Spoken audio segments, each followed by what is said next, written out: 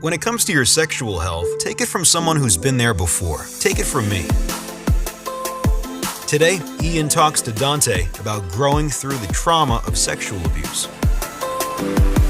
I was molested twice when I was younger. The first time was by a family member, and the second time was by my mom's boyfriend.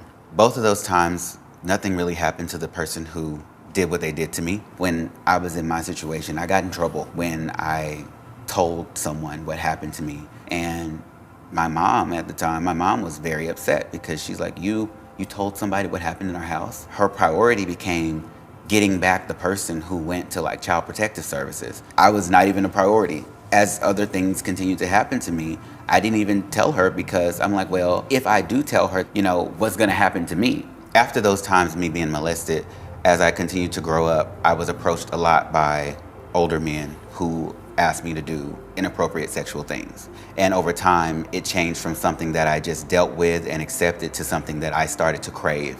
Through my teen years and my early 20s, I became very sexually promiscuous because I was seeking out those situations versus those situations coming to me.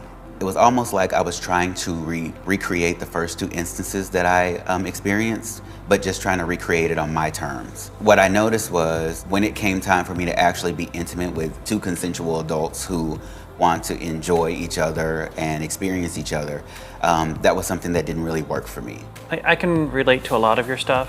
I'm a little bit further down the journey than you are because I'm 50. But when I was about 8, my dad was a sexual sadist himself. I witnessed my father having sex with a dog. When I said something, he would beat me up. Having sex with my sisters, both of them, and I was forced to watch that, where I'd get beaten. And it caused a lot of, I think I get my stuttering problem from that. Oh no. I do. Going through the years, I've always been kind of curious myself. Mm-hmm. And so I developed a relationship with a guy who was supposed to be my mentor, and that turned sexual.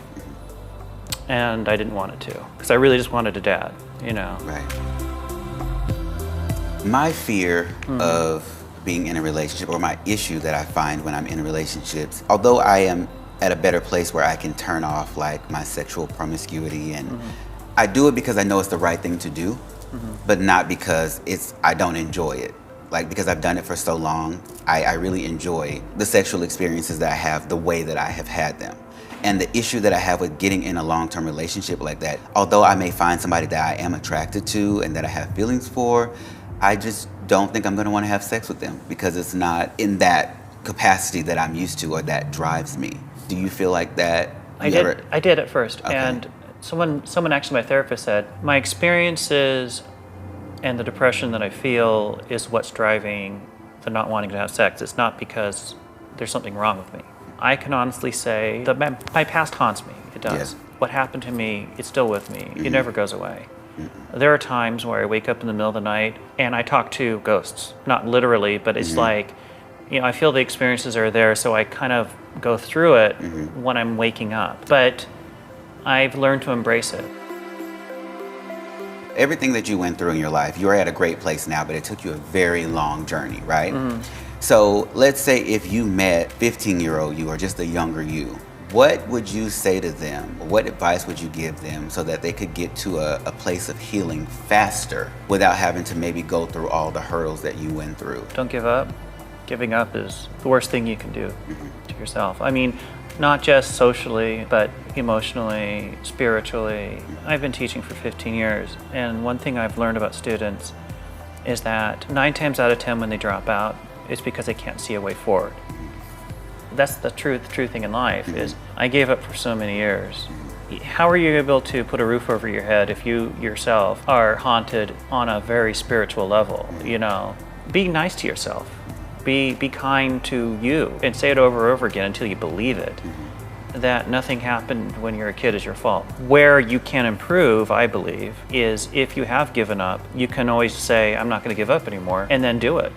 And then if you give up, then it's okay. Then you just say, I'm not going to give up anymore, then you just do it. Start all over again. And then it becomes a mantra.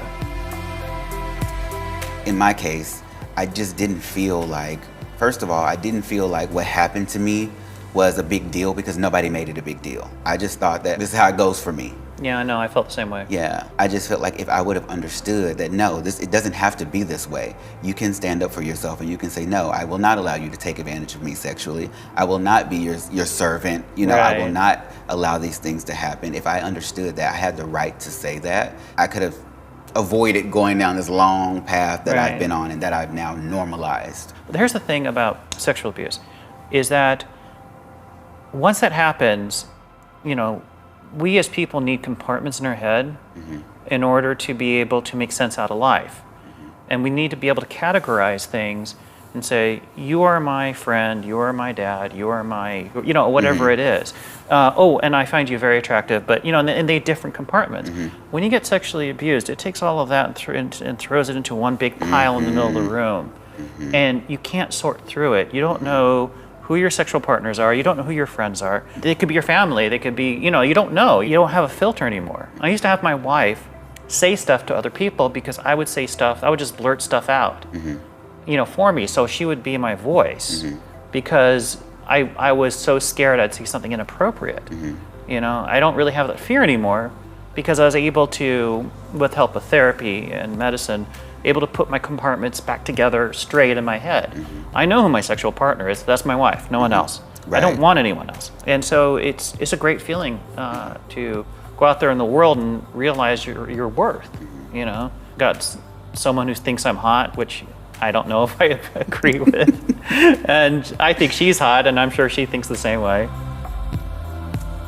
So do you think that anytime somebody has had some type of abuse that occurs or trauma in their life, do you think that people should always seek therapy? Do you think people should try to self-heal? You probably should seek therapy, and you should seek, you know, self-fulfillment on your own.